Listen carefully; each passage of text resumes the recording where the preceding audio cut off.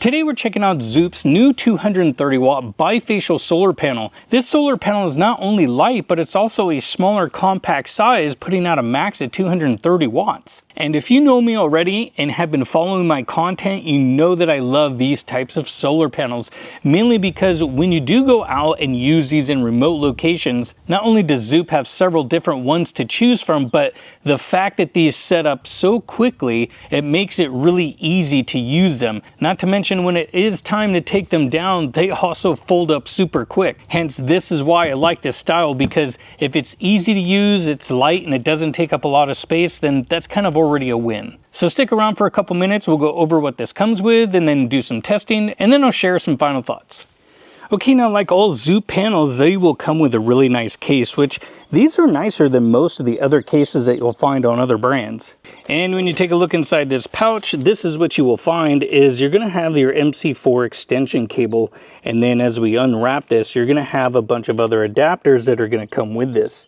So what you'll have is an Anderson connector. You'll have a smaller 5521 barrel port. Then you'll have the larger barrel ports. This will be for other types of brands of power stations and more. And then you'll have this XT60 connector, which will fit several different types of power stations, but just know that some power stations, you may need the XT60i depending, because when I was out on a trip, I forgot that these panels were actually a lower voltage and it wouldn't actually charge high enough due to the lower voltage that's on these solar panels. So some power stations, you may not get the full amount out of it if you don't have the right XT60 connector. But that's not all. You also get this manual that will give you some information, and look, even more adapters that you can use for other types of power stations and more, which, I mean, I don't even know what to do with all these, because I normally don't use any more than about 2 or 3, maybe 4 at the most, as far as, you know, pin connectors. So, but you have them.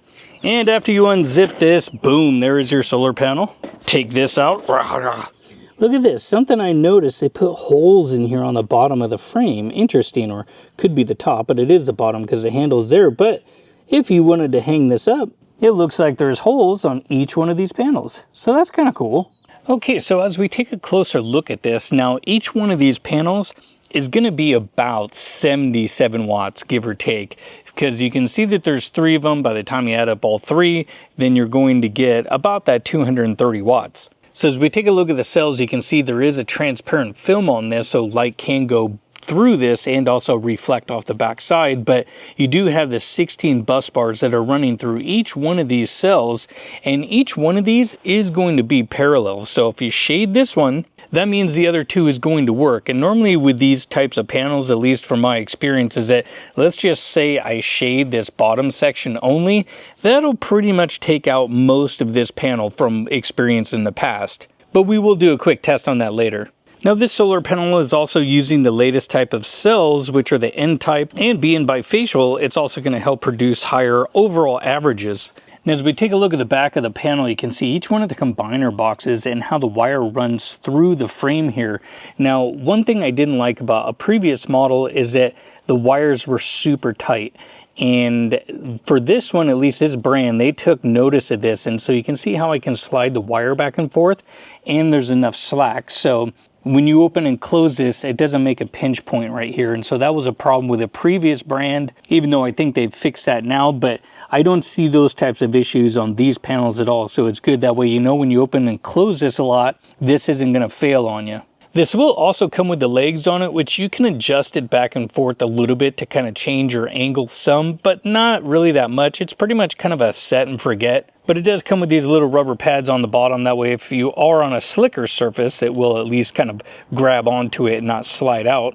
It will also come with a set of MC4 connectors, and of course that cable that I showed you earlier. And I do like the fact that they added this little rubber grip here to the handle, because the handle and the frame, when these are outside for hours at a time, this thing does get pretty darn hot. So when you need to move it, it is nice you can grab it from here, because this is just warm versus this can burn you. And on these little rubber corner protector parts, they do have a little magnet in there, so when you close this, it'll kind of stay closed. You can kind of see down there as well, but I can shake this like this and it doesn't open up. You kind of have to just pull it apart. So that makes it a little bit easier for transport. But as you look at the specs, it does say 230 watts with a VMP 20 volts and then your IMP, which is going to be your loaded amps, 11.5 amps. So pretty hard to see the specs on this with that translucent sticker on the back, but you can always look online or look in the manual. It will also tell you the specs as well. Now, another thing with this solar panel is we take a look at the weight. This thing only weighs a little bit more than 12.5 pounds. So that means pretty much anybody can carry this thing. And for the amount of performance and how many watts this is, that's pretty light. Just to give you an example, this is a Predator 200 watt solar panel. It's one of the new ones they recently came out with. This weighs a little over 19 pounds, which is crazy because this doesn't even put out near the amount of power that this one does. And for it to weigh almost 20 pounds, it's kind of nuts. Now, one of the nice things about this solar panel is the size, and due to the fact that it fits in many RV storage locations with ease, depending on the type of RV you have, more than likely it'll probably fit in one of the many storage locations. Okay, let's set this up and do some testing just to see how well it performs. Okay, so here we are with the solar panel set up, and what I'm doing is I'm setting this up for maximum output as far as angles. And our conditions today are actually really good, except for it is already hot. It's almost 90 degrees. And I have explained this a lot of times, is that a hot solar panel is going to put out less output than a cold solar panel. So let's say it's a nice clear day, 60 degrees outside. This will perform better than the conditions right now where it's darn near 90 degrees and the solar panel temps are probably about 105 or 110 already. This means that you'll get less output than you normally would if the temperatures were cooler. But we're going to use 2 power stations. That way we'll see if the output of the panel is consistent with 2 of them, just to get an idea. Are both power stations getting the same amount, or are different power stations going to provide different results? Now, to make sure that we're getting pretty much the ideal angle, you can just use a soda can trick. You can also use a light meter as well, but some of these solar panels now even have a little alignment dot. This one doesn't have it, but that's okay. You don't really need it because in the real world, you're going to usually just set that out there, move it maybe once or twice and call it a day. Okay, now I'm using a different cable because this one is an XT60i cable. This one needs a little center pin.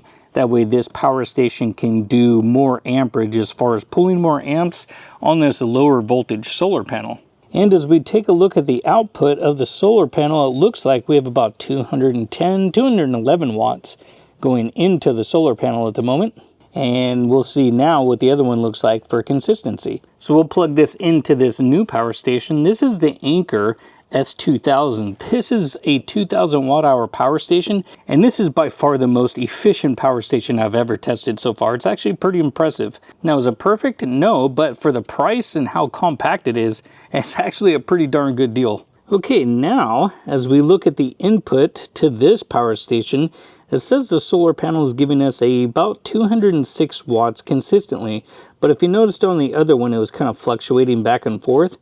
This one is just holding really steady at 206 watts. Look at that. Not changing at all. Let's go back to the other power station real quick just to make sure. So we'll plug that in. This one has 2 solar inputs on it. If you haven't seen this one, this is the EcoFlow Delta 3 Plus. This is actually a really nice little unit. So this one is now saying 210. So just a little bit more out of this power station. And of course, I always use these as kind of an average because sometimes you just never know. Now, you can use little test meters like this. There's a lot of times though where I don't find this thing to be all that accurate. But if we go over here and we press this little auto MPPT, it'll sit there and do a reading. And then in a few seconds, it'll pop up and show us what our watt is. So it says complete. Look at that. 259 watts coming out of this thing. That's why I don't trust these meters, because they just never seem to be very accurate. I was using them for a while and then I just found too many inconsistencies with this thing. But here, we'll do the auto again. It says 260 and testing complete again, 257 watts. So now let's get rid of this. And so then if you use one of these little analyzers, I like those a lot better. Those have been usually pretty consistent and they're pretty cheap. They're only $35 to $50 depending, but I thought these were cool when they first came out, but don't buy them. They're junk. They're never consistent. Okay, so now you can see, look at that, 210 watts. That's what we were really seeing earlier. Our amperage looks more correct, should be about 11 to 12 amps, and voltage is more appropriate to what this should be. And as we come back over here to the front of the power station, just to double check, yeah, look at that, 209 goes up to 207, back down.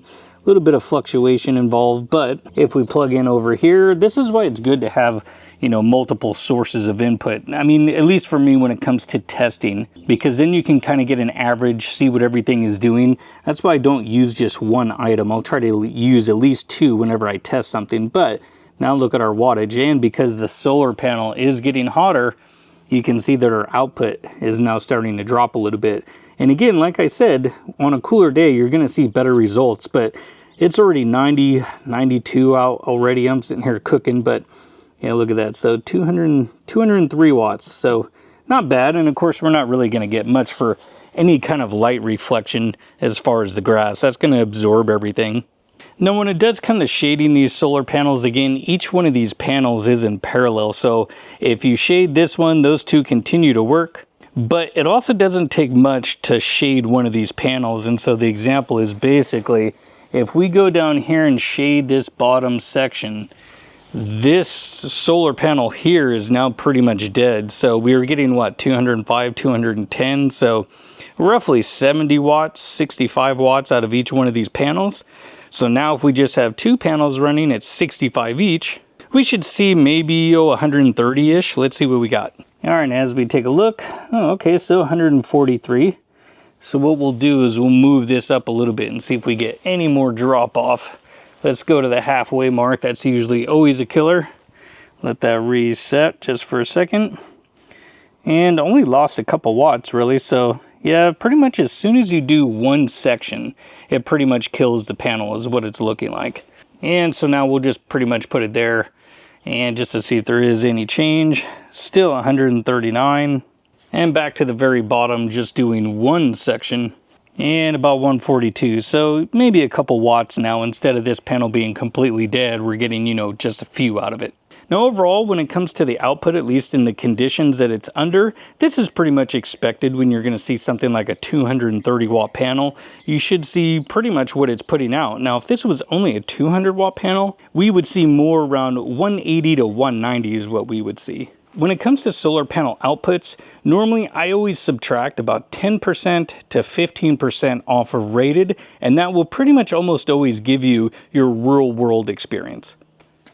Okay, well, what do you guys think of Zoup's new 230 watt solar panel? Obviously, if this one doesn't really match your needs, they have several different options you can choose from, and they have always been really good about being very price competitive too when it comes to other brands out there. Hence, I like the Zoup brand so much that if you look at other reviewers and other creators out there, I can't really find anybody that has much for negative reviews. Hence, when people ask me about portable solar panels, I'll tell them to take a look at least some of the Zoup products first, and then if they want to check out other ones they can, and then normally they end up buying something from the Zoup line because they just have a lot to offer, and again, because being so price competitive and all the options that it comes with, it's kind of hard not to like them.